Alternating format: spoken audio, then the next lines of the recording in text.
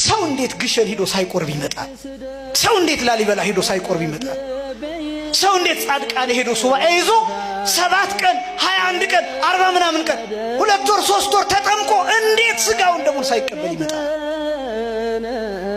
በጣም ብዙ ምን በትናቸው ነው። ይሄ ደጋፊነት ማለት ምን እንደማለት መሰላችሁ? ይሄ ማለት በሌላ አገላለጥ አንድ ሰው ለምሳሌ የዓለም ዋንጫ የተዘጋጀበት ሀገር ቢሄድ ከዛ ደግፎ ቢመጣ ይሄ ሰውዬ ኳስ ተጫውቶ መጣ ነው የሚባለው ወይስ ደግፎ መጣ ነው?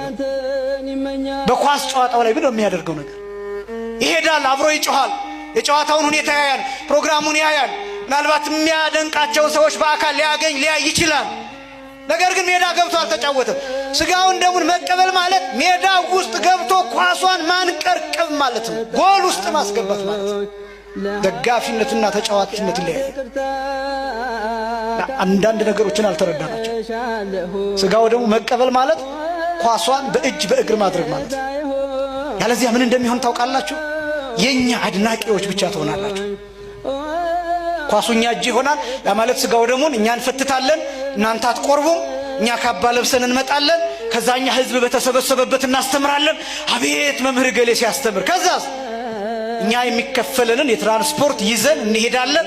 እናንተ ግን ባዷችሁን ትሄዳላችሁ። የኛ ሲሳይ ብቻ ትሆናላችሁ። እግዚአብሔር ከዚህ ሁላችሁንም ይሰውራችሁ።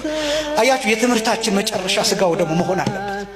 የኛ መደነቅ፣ የኛ መደናነቅ፣ የኛ መሽቀርቀር መቅረት አለበት።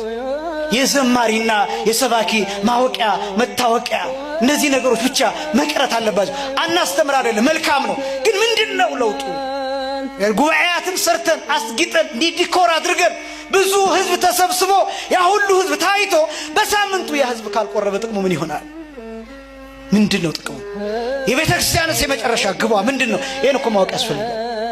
በዛ ላይ ይሄ ብቻ አይደለም፣ ያጣነው በጣም ብዙ በረከት አለ። ከስጋው ደግሞ ማግኘት የሚገባን ግን ያጣነው አስቀድሰን ብቻ ጀርባችንን ሰጥተን እንደ አይሁድ የምንሄድባቸው ይሄ መቅረት አለ። ስለዚህ የጌታችን የመድኃኒታችን የኢየሱስ ክርስቶስ ቅዱስ ስጋና ክቡር ደም ህይወት የተጨመረበት ነው። እስኪ በሉ ህይወት የተጨመረበት ነው። ምን የተጨመረበት ነው? ስጋው ህይወትን ጠቅልሏል።